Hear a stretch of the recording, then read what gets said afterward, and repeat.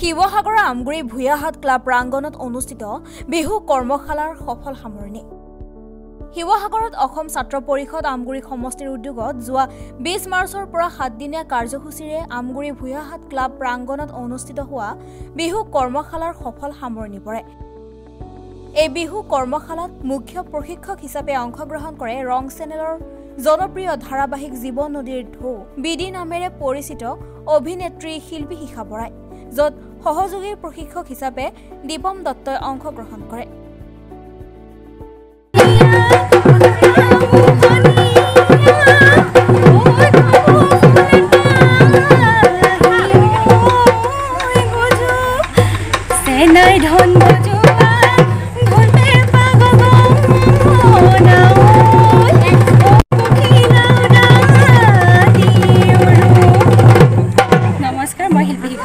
আজি আমি উপস্থিত আছো আমগুৰিৰ সমষ্টিৰ এটা কৰ্মশালাত। ইয়াতে বহুতখিনি প্ৰশিক্ষাৰ্থী হৈছে।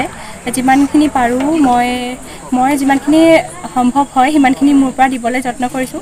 তেওঁলোকেও মোক বহুত সহায় সহযোগিতা আগবঢ়াইছে। আৰু যিহেতু অসমৰ চৌদিশে এতিয়া উখল মাখল পৰিৱেশ, বিহুলৈ মাত্ৰ কেইটামান দিন, গতিকে তাৰ লগতে আমি বতৰৰ লগত মিলাই আমি বিহুৰ আখৰা কৰি আছোঁ। তেওঁলোকে বহুত যেনেকৈ শিকাইছোঁ তেনেকৈ শিকিবলৈ যত্ন কৰিছে। ভাল লাগিছে ইয়াতে আহি। বিহুক সজীৱ কৰাৰ মানসে আৰু উঠি অহা নতুন প্ৰজন্মক পৰিকল্পিত সাংস্কৃতিক পথৰে আগুৱাই নিয়াৰ লক্ষ্যৰে অসম ছাত্ৰ পৰিষদ আমগুৰি সমষ্টিৰ উদ্যোগত আমগুৰি ভূঞাহাট ক্লাব প্ৰাংগণত যি 7 দিনীয়া বিহু নাচ কৰ্মশালা অনুষ্ঠিত হৈ আছিলে, সেই কৰ্মশালা আজি আমি 6ষ্ঠ দিনত উপনীত হৈছোঁহি।